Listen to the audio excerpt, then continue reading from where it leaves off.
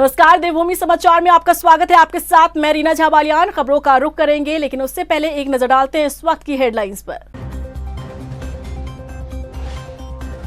2023 गैरसैंण में विधानसभा सत्र का चौथा दिन सदन में उठा विशेष अधिकार हनन का मसला। मामले में जांच की कही बात, पुरानी पेंशन बहाली को लेकर भी हुए सवाल।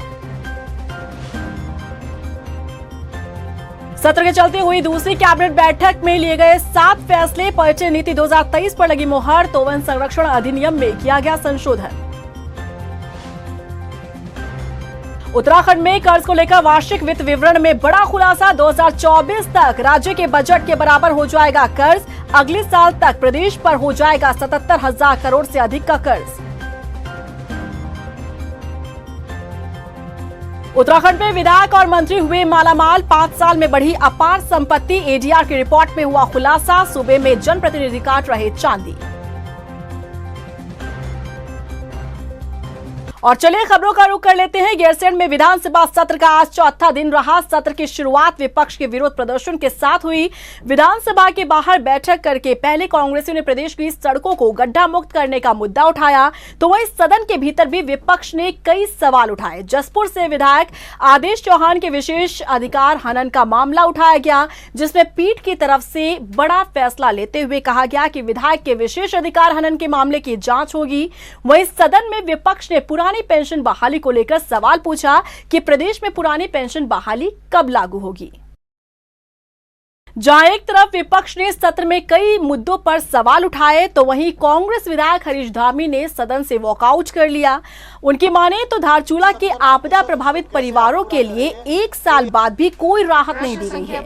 उनके इस सवाल पर संसदीय कार्य मंत्री ने सिर्फ जोशीमठ के प्रभावितों का जिक्र किया, जिससे वो नाराज होकर सदन से वॉकआउट हो गए। हालांकि गुस्साए विधायक को नेता प्रतिपक्ष ने समझाने का प्रयास किया, लेकिन हरीश धामी ने कहा कि धारचूला के प्रभावित परिवार अनुसूचित जाति से हैं, इसीलिए सरकार उनकी सुध नहीं ले रही है।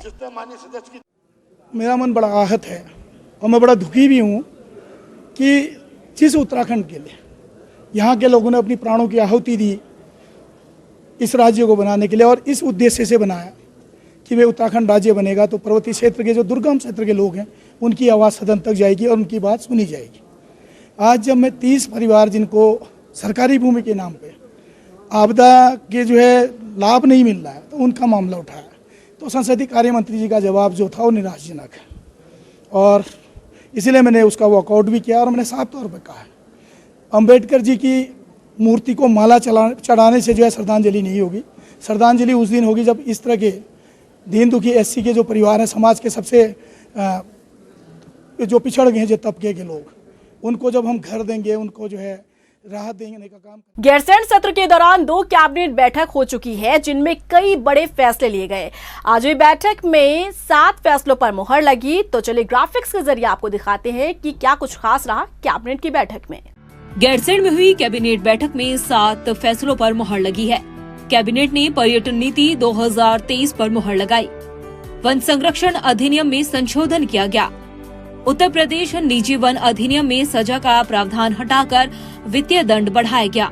2018 की पर्यटन ऑपरेशनल गाइडलाइन में संशोधन किया गया। पीएमजीएसवाई के 38 कनिष्ठ अभियंताओं को ग्राम विकास में शामिल किया गया। अंतर्राष्ट्रीय योग महोत्सव में हुए ड्रोन शो को कार्योत्तर स्वीकृति दी गई। कर्मचारी मृतक सेवा नियमावली में संशोधन किया गया।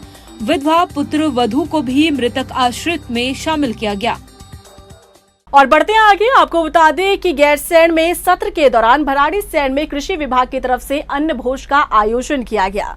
जहां बता दें कि मुख्यमंत्री पुष्कर सिंह धामी ने भी इस दौरान मांगल गीत के बीच पहाड़ी व्यंजनों का आनंद लिया। कृषि विभाग की ओर से आयोजित मिलेट भोज में तमाम पहाड़ी व्यंजन परोसे गए, जिनमें कोदे की रोटी, अरसा, झंगोरे की खीर, गैत का फानू, लाल चावल, आलू के गुटके बनाए गए थे। मुख्यमंत्री पुष्कर सिंह धामी, विधानसभा अध्यक्ष ऋतु खंडूड़ी, वित्त मंत्री प्रेमचंद अग्रवाल, कृषि मंत्री गणेश जोशी ने एक ही टेबल पर इन तमाम व्यंजनों का आनंद लिया।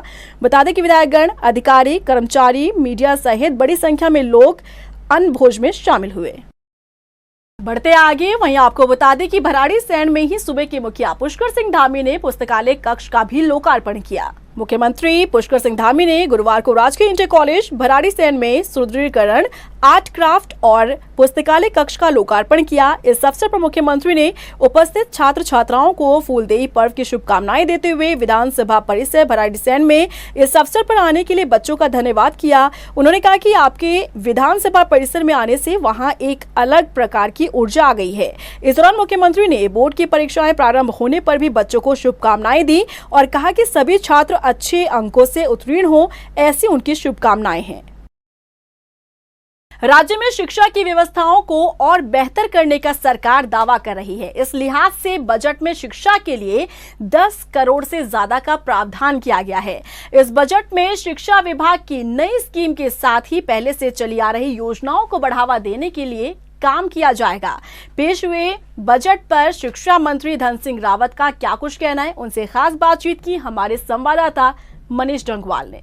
गैरसैंण में धामी सरकार ने जो है वो आम बजट पेश किया है और वित्त मंत्री प्रेमचंद अग्रवाल ने जो बजट पेश किया है उसमें अगर शिक्षा विभाग की बात करें तो कुछ नई स्कीमें भी हैं और क्लस्टर स्कूल का एक नया कॉन्सेप्ट भी जो है उसके लिए बजट का प्रावधान किया गया है। शिक्षा मंत्री धन सिंह रावत जी हमारे साथ मौजूद है।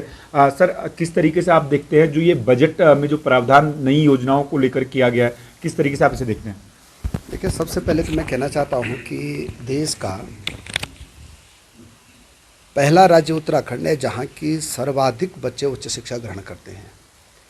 हमारा जो इंटरमीडिएट के बाद 47% बच्चे उच्च शिक्षा ग्रहण करते हैं, जबकि देश का मानक टोटल जो है 27% है। तो 20% ज़्यादा बच्चे हमारे यहाँ उच्च शिक्षा ग्रहण करते हैं। और आपने देखा होगा कि मैंने पिछली सरकार में हर ब्लॉक में डिग्री कॉलेज खोलने का अभियान चलाया था। आज सभी डिग्री कॉलेज खुल चुके हैं। इस बार माध्यमिक शिक्षा में हमने 3 नई योजना लाए हैं। पहला तो PM श्री योजना जो भारत सरकार की, उसके लिए लगभग 92-93 करोड़ रुपए का प्रावधान रखा है। दूसरा, हम क्लस्टर स्कूल बना रहे हैं इस बार, और क्लस्टर स्कूल को एक मॉडल स्कूल बनाया जाएगा। उसमें आसपास के 2-3 स्कूलों में जो जहाँ कम बच्चे हैं उनको एक क्लस्टर भेज दिया जाएगा। उन बच्चों को आने जाने का किराया दिया जाएगा। उन बच्चों के लिए हॉस्टल की सुविधा दी जाएगी। वहाँ अच्छा ग्राउंड होगा, प्ले स्कूल होगा। एक मॉडल स्कूल की कल्पना हम लोगों ने इस बार बजट में की है। तीसरा, जो सबसे बड़ा काम हमने किया है कि अपने राज्य में मुख्यमंत्री छात्रवृत्ति योजना लाया है मेधावी बच्चों के लिए। जो हमारे राज्य के मेधावी बच्चे हैं कक्षा 6 से लेकर 12वीं तक के और उच्च शिक्षा के भी, उन बच्चों को हम मासिक जो है एक मुख्यमंत्री जी की तरफ से छात्रवृत्ति देने का हमने एक बजट में प्रावधान किया है कि उन बच्चों को जो है चरणवाइज जो है रुपए दिया जाएगा, ताकि और बच्चे भी प्रतिस्पर्धा में जो है अच्छे नंबरों के लिए आगे बढ़ें। तो मुझे लगता है कि काफ़ी योजनाएं हैं। आयुष्मान भारत के लिए और अटल आयुष्मान उत्तराखंड के लिए इस बार हमने 400 करोड़ रुपए का बजट रखा है, क्योंकि 7 लाख लोगों का अभी तक निःशुल्क इलाज हो चुका है। वैसे सबसे महत्वाकांक्षी योजना हमारे प्रदेश की है। मेडिकल कॉलेजों के लिए इस बार भी हमने पर्याप्त बजट रखा है। इस बार नर्सिंग कॉलेजों के लिए भी पर्याप्त बजट रखा है। स्वास्थ्य के लिए भी पर्याप्त बजट रखा है। तो मैं कह सकता हूँ कि जो हमारे मेजर डिपार्टमेंट हैं, स्वास्थ्य और शिक्षा, लगभग कुल बजट का 30% इन 2 विभागों में खर्च करने का इस बार प्रावधान रखा गया। कोऑपरेटिव सेक्टर में भी आपने देखा होगा कि 300 करोड़ रुपए का इस बार हमने अलग बजट रखा है, जो कि सहकारिता के इतिहास में सबसे ज़्यादा बजट इस बार दिया गया। मुख्यमंत्री गस्याड़ी कल्याण योजना को बजट दिया गया है। जो भारत सरकार की योजना है उनके लिए भी बजट रखा गया है। तो हमने पैक्स कंप्यूटराइजेशन किया है, उसके लिए भी अलग से बजट का प्रावधान किया है। तो हर क्षेत्र में हम लोगों ने काम किया। इस बार PWD में भी देखा होगा आपने कि गड्ढा मुक्त सड़कों के लिए भी लगभग 800 करोड़ रुपए से ज़्यादा का बजट रखा है। वैसे हमने किसानों के लिए इस बार अलग से प्रावधान किया है बजट में। तो हर वर्ग को छूने का काम हमारी सरकार ने। लेकिन सर, क्लस्टर स्कूल जो कॉन्सेप्ट है, लगता है कि ये पहाड़ के लिए वरदान साबित होगा, क्योंकि अगर आप स्कूलों को क्लबिंग करेंगे तो उसमें सुविधाएं भी बढ़ेंगी, बच्चों को बेहतर पढ़ाई भी मिलेंगी क्योंकि शिक्षक ज़्यादा रहेंगे और बुनियादी जो सुविधाएं स्कूलों में चाहिए होती है। तो क्या लगता है कि प्राइवेट स्कूलों को टक्कर दे पाएंगे उत्तराखंड के सरकारी स्कूल और बेहतर तरीके से? देखिए, आपने देखा होगा कि इस साल 8% हमारे स्कूलों में नए छात्र आए हैं, और जो कि रिकॉर्ड है एक कि लगभग 70,000 से ज़्यादा बच्चे हमारे स्कूलों में सरकारी स्कूलों में इस बार एडमिशन में आए हैं। और हमारी कल्पना यह है कि जो नई शिक्षा नीति है उसमें हम एक बहुत अच्छी स्कूल बनाने का संकल्प हमने लिया है। और जो क्लस्टर स्कूल है वो एक मॉडल स्कूल के रूप में हम विकसित करने जा रहे हैं। ये शिक्षा एवं स्वास्थ्य मंत्री धन सिंह रावत है, जिनका साफ तौर से कहना है कि शिक्षा विभाग में जो इस बार का बजट है वो खास रहा है, क्योंकि कई नई योजनाएं शिक्षा विभाग में है वो लॉन्च सरकार के द्वारा की गई है। वहीं स्वास्थ्य में भी बेहतर बजट दिया गया है, यानी कि जो पूरा बजट है शिक्षा और स्वास्थ्य में 30% बजट दोनों विभागों में खर्च होगा। कैमरा पर्सन अरविंद के साथ मनीष डंग। गैरसैंण में उत्तराखंड की धामी सरकार ने इस बार 77,407 करोड़ का बजट पेश किया है। इस बजट को विकास का बजट बताया जा रहा है, लेकिन वहीं एक सच ये भी है कि अगले साल तक उत्तराखंड सरकार के ऊपर बजट के बराबर ही कर्ज हो जाएगा। देखिए रिपोर्ट। क्या कर्ज में और डूब जाएगी उत्तराखंड सरकार? वार्षिक वित्तीय विवरण में बड़ा खुलासा। अगले साल तक बजट के बराबर हो जाएगा कर्ज। 77,000 करोड़ से अधिक का हो जाएगा कर्ज। साल 2025 तक धामी सरकार ने उत्तराखंड को अग्रणीय राज्य बनाने का लक्ष्य रखा है। इसी लक्ष्य को पूरा करने के लिए गैरसैंण में इस बार 77,407 करोड़ का बजट पेश किया गया, जिसे राज्य में विकास का बजट कहा जा रहा है। लेकिन इससे परे एक सच ये भी है कि अगले साल तक उत्तराखंड की सरकार पर बजट के बराबर ही यानी कि 77,000 करोड़ से अधिक का कर्ज हो जाएगा। यानी कि उत्तराखंड सरकार को और अधिक कर्ज के तले डूबने को तैयार रहना होगा, और इसका खुलासा सदन पटल पर पेश सरकार के वार्षिक वित्तीय विवरण से हुआ है। बता दें कि 31 मार्च 2023 तक राज्य पर कर्ज 68,884 करोड़ होने का अनुमान लगाया गया है। आगे अनुमान ये भी है कि अगले साल 2024 तक ये कर्ज बढ़कर 77,000 करोड़ से अधिक का हो जाएगा। ऐसे में सरकार के सामने राज्य में कामकाज करना चुनौतीपूर्ण रहेगा, क्योंकि साल में अकेले वेतन पर ही 18,000 करोड़ और पेंशन पर 7,601 करोड़ रुपए खर्च होंगे। यानी सरकार को 26,000 करोड़ से अधिक राशि इनके लिए जुटानी होगी। सरकार की आमदनी में से 11,525 करोड़ रुपए पुराने कर्ज की किश्त लौटाने और 6,166 करोड़ सालों से लगातार लिए जा रहे कर्ज का ब्याज चुकाने पर खर्च करने होंगे। वहीं दूसरी तरफ सदन में पेश आर्थिक सर्वेक्षण की रिपोर्ट ये बताती है कि राज्य में प्रति व्यक्ति आय में बढ़ोतरी हुई है, जो कि राहत पहुंचाने वाली है। रिपोर्ट के मुताबिक पिछले साल राज्य में प्रति व्यक्ति आय 2,05,000 थी, जो अब बढ़कर 2,33,000 होने का अनुमान लगाया जा रहा है। यानी कि 10.05% की बढ़ोतरी दर्ज की गई है। आंकड़ों पर गौर करें तो साल 2012 से 2013 में सबसे अधिक प्रति व्यक्ति आय में बढ़ोतरी देखी गई थी। उस वक्त 13.30% की बढ़ोतरी हुई थी, लेकिन इसके बाद प्रति व्यक्ति आय में लगातार गिरावट ही देखी गई और इस बार 10.05% का इजाफा प्रति व्यक्ति आय में हुआ है। हालांकि एक तरफ आर्थिक सर्वेक्षण की रिपोर्ट राहत पहुंचाने वाली है, तो वहीं दूसरी तरफ वार्षिक वित्त विवरण जो बताती है कि अगले साल तक बजट के बराबर ही सरकार के ऊपर कर्ज हो जाएगा। ऐसे में राज्य का हर एक व्यक्ति कर्ज के तले होगा। पहले से ही राज्य के हालात ऐसे हैं कि एक बच्चा भी पैदा होता है तो अपने सिर पर कर्ज लेकर पैदा होता है। रिपोर्ट्स के मुताबिक राज्य में हर शख्स पर 95,000 रुपए का कर्ज है। अब ऐसे में जब अगले साल तक बजट के बराबर कर्ज होने का अनुमान है, तो आगे आने वाले समय में उत्तराखंड की जनता के ऊपर कितना कर्ज होगा, इसका अंदाजा लगाना कठिन नहीं। टाइम टीवी के लिए ब्यूरो रिपोर्ट। अपने कार्यकाल में विधायक और मंत्रियों ने कितना कामकाज किया, इसे लेकर तो अब तक कोई रिपोर्ट नहीं पेश की गई है। लेकिन वहीं दूसरी तरफ एडीआर की रिपोर्ट ये बताती है कि विधायक और मंत्री रहते हुए जनप्रतिनिधियों की निजी संपत्ति में अपार बढ़ोतरी हुई है। रिपोर्ट देखिए। उत्तराखंड में विधायक और मंत्री हुए मालामाल, 5 साल में बढ़ी अपार संपत्ति। एडीआर की रिपोर्ट से खुलासा, सूबे में जनप्रतिनिधि काट रहे चांदी।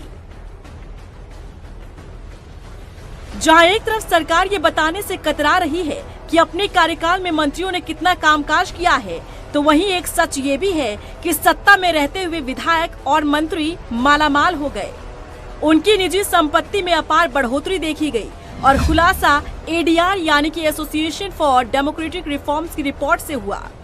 राज्य में 2 या 3 नहीं बल्कि ऐसे कई मंत्री और विधायक हैं जिनकी संपत्ति पिछले 5 सालों में 100% से भी ज्यादा बढ़ी। माननीयों के पास ऐसा जबरदस्त फॉर्मूला है जो संपत्ति को 300% तक बढ़ाने में काम करता है। एडीआर के आंकड़े दिलचस्प के साथ साथ चौंका देने वाले भी हैं। इसमें 70 में से 16 मंत्री या विधायक ऐसे हैं जिनकी संपत्ति 100% से ज्यादा बढ़ी है। इसमें अधिकतर विधायक और मंत्रियों ने अपनी इनकम का जरिया विधायक की सैलरी और पेंशन के साथ साथ खेती और किराए के बिजनेस को बताया है। चलिए अब एक नजर डालते हैं एडीआर की रिपोर्ट पर। उत्तराखंड में मंत्रिमंडल के सभी 9 सदस्य करोड़पति, मंत्रियों की औसतन संपत्ति 16 करोड़। साल 2017 में 70 में से 51 विधायक करोड़पति। साल 2022 में करोड़पति की संख्या बढ़कर 58 हुई। बीजेपी के 45 में से 40 विधायक करोड़पति, कांग्रेस के 19 में से 15 करोड़पति विधायक। राज्य में 30% विधायक 2 से 5 करोड़ तक की संपत्ति के मालिक हैं। कुल 35% विधायक 5 करोड़ से ज्यादा की संपत्ति के मालिक हैं। दोबारा जीते विधायकों की 2017 में औसत संपत्ति 4.96 करोड़, साल 2022 में बढ़कर ये 7.56 करोड़ हुई। ये आंकड़े बताने के लिए काफी हैं कि वो जनप्रतिनिधि जो जनता द्वारा चुनकर आते हैं और जनता के लिए काम करना इनकी प्राथमिकता होनी चाहिए। बजाय इसके सच तो ये है कि विधायक और मंत्रियों का फोकस अपनी निजी संपत्ति को बढ़ाने पर है और कामकाज को लेकर इनसे सवाल करने वाला कोई नहीं, इनकी रिपोर्ट कार्ड जनता के सामने रखने वाला कोई नहीं। Bureau report, time TV. Dehradun में बीजेपी महिला मोर्चा ने कांग्रेस विधायकों का पुतला दहन किया। दरअसल विधानसभा बजट सत्र के दौरान तमाम कांग्रेसी विधायकों ने अभिभाषण की प्रतियों को फाड़कर उनके गोले बनाकर विधानसभा अध्यक्ष रितु खंडूड़ी पर फेंके थे। इतना ही नहीं, कांग्रेसी विधायक काफी उग्र भी हो गए थे, जिसके चलते विधानसभा अध्यक्ष रितु खंडूड़ी ने नेता प्रतिपक्ष यशपाल आर्य समेत कांग्रेस के 15 विधायकों को एक दिन के लिए निलंबित भी कर दिया था। लेकिन इस पूरे हाई वोल्टेज ड्रामे को लेकर बीजेपी महिला मोर्चा का गुस्सा अभी शांत नहीं हुआ। कांग्रेस के लोगों ने जिस तरह से कृत्य वहां पर किया है, और एक हमारी जो पहली महिला स्पीकर उत्तराखंड की बनी है, वो इसलिए बनी थी कि यहाँ की हर एक महिला ने इस उत्तराखंड राज्य को बनाने में जो संघर्ष किया है, वो सम्मान भारतीय जनता पार्टी ने महिला स्पीकर बना करके रितु खंडूड़ी जी को दिया था।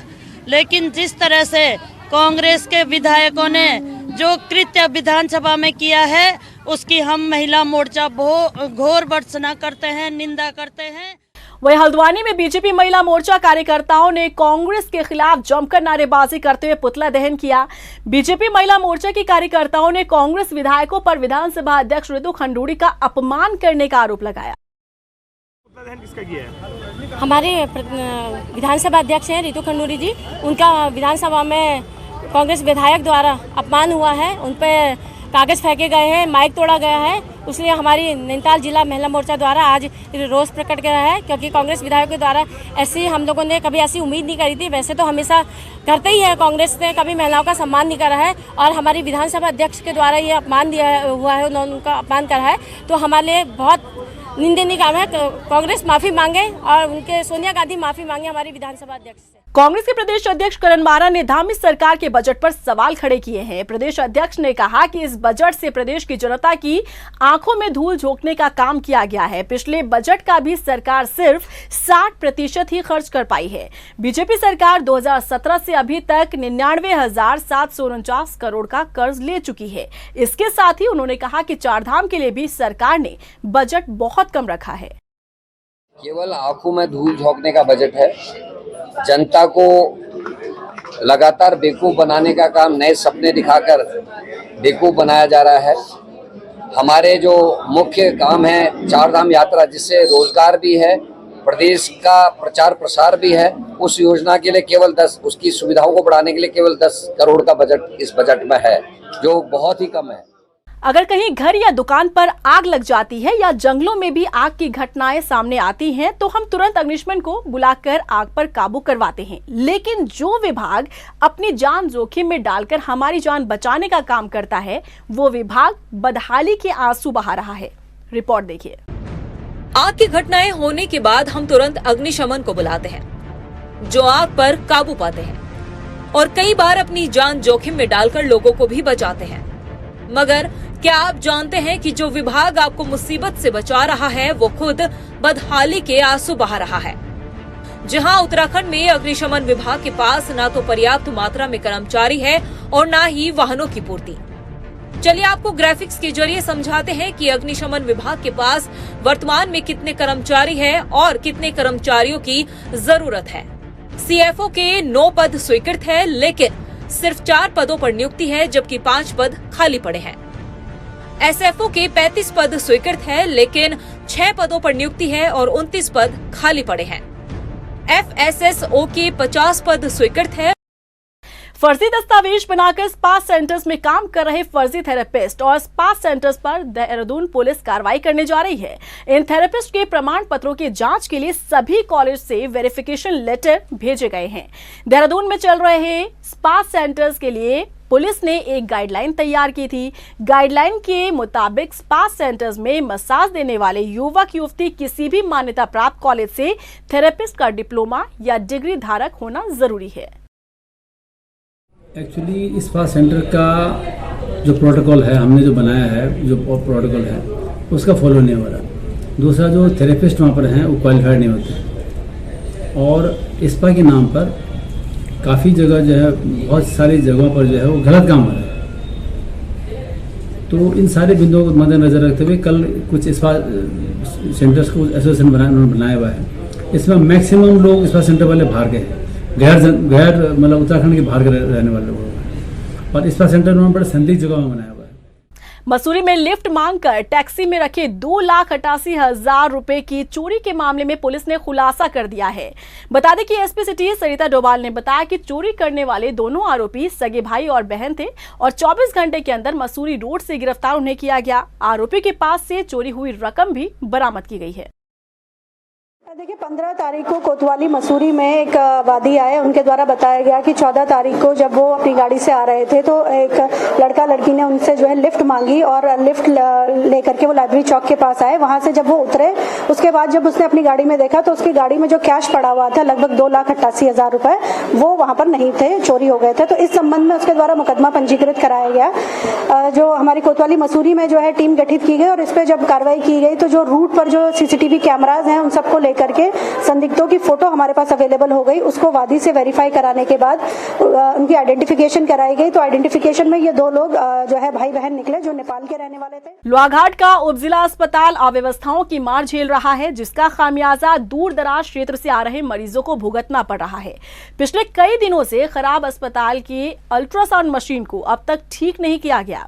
चिकित्सा अधीक्षक डॉक्टर जुनेद कमर ने बताया कि अल्ट्रासाउंड मशीन खराब है, जिन्हें ठीक करने के लिए टेक्नीशियन को बुलाया गया है। अल्ट्रासाउंड मशीन 13 तारीख से लगभग जो है वो खराब नहीं, मशीन तो ठीक ही है, उसके प्रोब जो है ना, प्रोब खराब हुआ है, प्रोब घिस गया। प्रोब जो है 70-80 हजार रुपए का एक प्रोब है मिनिमम। तो हमने टेक्नीशियन को बुलाया है हल्द्वानी से, उनका जो सीएमसी होती है वो भी कर दी गई है, उनका चेक भी लगा दिया गया है। लेकिन अब वो आके बताएंगे प्रोब का रेट क्या है और प्रोब दोनों कितने में पड़ेंगे। रुड़की के नारसन पर कार हादसे का शिकार हो गई। सीसीटीवी कैमरे में कैद हुई तस्वीर में देखा जा सकता है कि कार ट्रैक्टर ट्रॉली से टकरा गई और हाईवे की रेलिंग को तोड़ते हुए कार पलटी और इस हादसे में 4 लोगों के घायल होने की खबर है। हैरानी इस बात की है कि ये वही जगह है जहां दिसंबर महीने में भारतीय क्रिकेटर ऋषभ पंत की कार हादसे का शिकार हुई थी। और इसी के साथ फिलहाल इस बुलेटिन में बस इतना ही, लेकिन चलते चलते एक नजर डालते हैं इस वक्त की हेडलाइंस पर। 2023 गैरसैंण में विधानसभा सत्र का चौथा दिन सदन में उठा विशेष अधिकार हनन का मसला। मामले में जांच की कही बात, पुरानी पेंशन बहाली को लेकर भी हुए सवाल। सत्र के चलते हुई दूसरी कैबिनेट बैठक में लिए गए 7 फैसले। पर्यटन नीति 2023 पर लगी मुहर, तो वन संरक्षण अधिनियम में किया गया संशोधन। उत्तराखंड में कर्ज को लेकर वार्षिक वित्त विवरण में बड़ा खुलासा। 2024 तक राज्य के बजट के बराबर हो जाएगा कर्ज। अगले साल तक प्रदेश पर हो जाएगा 77,000 करोड़ से अधिक का कर्ज। उत्तराखंड में विधायक और मंत्री हुए मालामाल। 5 साल में बढ़ी अपार संपत्ति। एडीआर की रिपोर्ट में हुआ खुलासा। सूबे में जनप्रतिनिधि काट रहे चांदी।